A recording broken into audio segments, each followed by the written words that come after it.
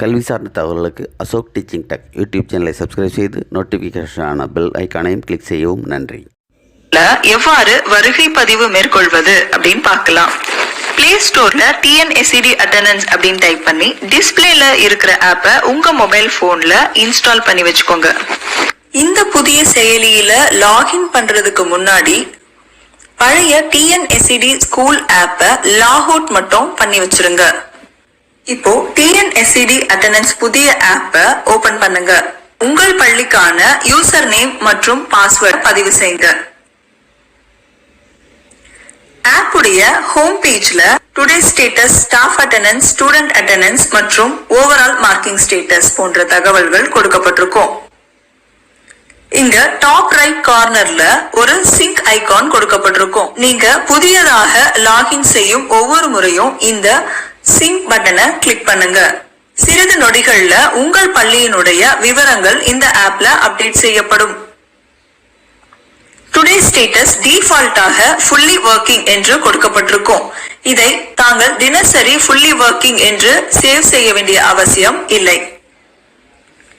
Today ஸ்டேட்டஸ்ல ஏதேனும் நீங்க மாற்றம் செய்ய விரும்பினால், அதாவது fully not working, partially working என்று நீங்கள் மாற்ற விரும்பினால் டுடே ஸ்டேட்டஸை கிளிக் பண்ணி உங்களுக்கான ஆப்ஷனை நீங்க தேர்வு செஞ்சுக்கலாம். ஃபுல்லி நாட் ஒர்க்கிங் அப்படின்னு சூஸ் பண்ணிட்டு அதற்கான காரணத்தையும் நீங்க தேர்வு செய்யணும். ஓகே கொடுத்து நீங்க சேவ் ஐகானை கிளிக் பண்ணணும். அல்லது பார்ஷியலி ஒர்க்கிங் என்று நீங்க மார்க் பண்ண விரும்பினால் எந்தெந்த வகுப்புகள் பகுதியாக பள்ளியில் செயல்படுகிறது என்ற தகவலை நீங்க பதிவு செய்யணும். பார்ஷியலி ஒர்க்கிங்கான காரணத்தையும் நீங்க பதிவு செய்யணும். அதன் பிறகு சேவ் ஐகானை கிளிக் பண்ணுங்க. இங்கு நாம் நினைவில் கொள்ள வேண்டியவை: தலைமை ஆசிரியர் பணியாளர்களினுடைய வருகை பதிவை மேற்கொள்ள வேண்டும்.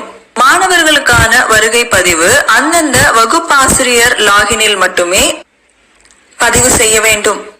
வகுப்பாசிரியர் வரவில்லை எனில் தலைமை ஆசிரியர் தன்னுடைய லாகினில் இந்த பதிவினை மேற்கொள்ளலாம். அல்லது வகுப்பாசிரியருக்கு ஆப் லாகின் செய்வதில் ஏதேனும் இடர்பாடு இருந்தால் தலைமை ஆசிரியர் அவருடைய லாகினில் மாணவர் வருகை பதிவு மேற்கொள்ளலாம். இப்போ ஸ்டாஃப் அட்டெண்டன்ஸ் எப்படி மார்க் பண்றது அப்படின்னு பார்க்கலாம். ஸ்டாஃப் அட்டெண்டன்ஸ் அப்படிங்கிற ஐகானை நீங்க கிளிக் பண்ணீங்கன்னா உங்களுக்கு 2 செஷன் கொடுக்கப்பட்டிருக்கும். ஃபோர்நூன் செஷன் மற்றும் ஆஃப்டர்நூன் செஷன். ஆஃப்டர்நூன் செஷனை நீங்க கிளிக் பண்ணீங்கன்னா ஃபோர்நூன் செஷன் கம்ப்ளீட் ஆன பிறகுதான் அது எனேபிள் ஆகும்.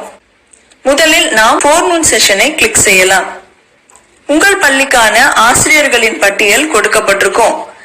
ஏதேனும் ஆசிரியர் பள்ளிக்கு வரவில்லை எனில் அதற்கான காரணத்தை தேர்வு செய்து கொள்ளலாம். இங்கு NA நாட் அப்ளிகபிள் ஆப்ஷன் கொடுக்கப்பட்டுள்ளது. இதனை பகுதி நேர ஆசிரியர்களுக்கு பயன்படுத்திக் கொள்ளலாம். மற்றும் தேர்வு சமயங்களில் பிற பணியாளர்களுக்கும் அவரவருடைய வருகைக்கேற்ப பதிவு செய்து கொள்ளலாம். அதன் பிறகு லோக்கல் பாடி ஸ்டாஃப் அட்டெண்டன்ஸ், உள்ளாட்சி அமைப்பின் சுகாதார பணியாளர் விவரத்தினை பதிவு செய்ய வேண்டும். தங்கள் பள்ளிக்கு எவரும் இல்லை எனில் நோ என்று சூஸ் செய்து சேவ் அண்ட் சிங்க் ஐகானை கிளிக் செய்யவும்.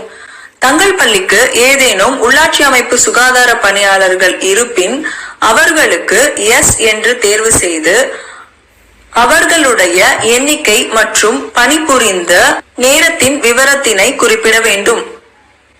இப்பொழுது சேவ் அண்ட் சிங்க் ஐகானை கிளிக் செய்யவும். உங்கள் மொபைல் நெட்வொர்க்கை பொறுத்து இந்த விவரம் சேவ் செய்யப்படும்.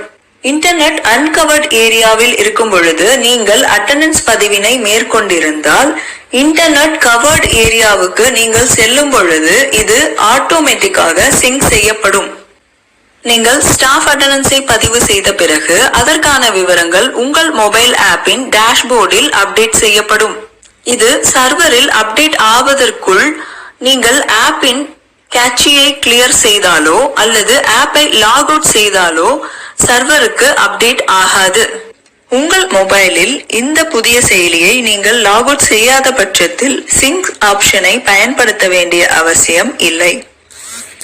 தங்கள் பள்ளியில் ஏதேனும் மாற்றம் ஏற்பட்டிருந்தால், அதாவது புதிய மாணவர்கள் வருகை புரிந்திருந்தால் அல்லது பழைய மாணவர்கள் வெளியேறியிருந்தாலோ, பணியாளர்கள் புதியதாக நியமிக்கப்பட்டிருந்தாலோ இந்த சிங்க் ஆப்ஷனை நீங்கள் பயன்படுத்திக் கொள்ளலாம். அப்பொழுது புதிய தகவல்கள் அப்டேட் செய்யப்படும்.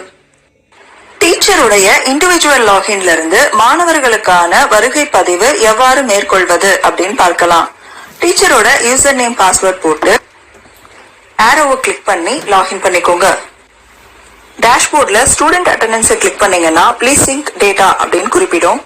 டாப் ரைட் கார்னர்ல இருக்கிற சிங்க் ஐகானை கிளிக் பண்ணுங்க. உங்களுக்கு மேப் ஆயிருக்கிற மாணவர்களுடைய விவரங்கள் திரையில தோன்றும்.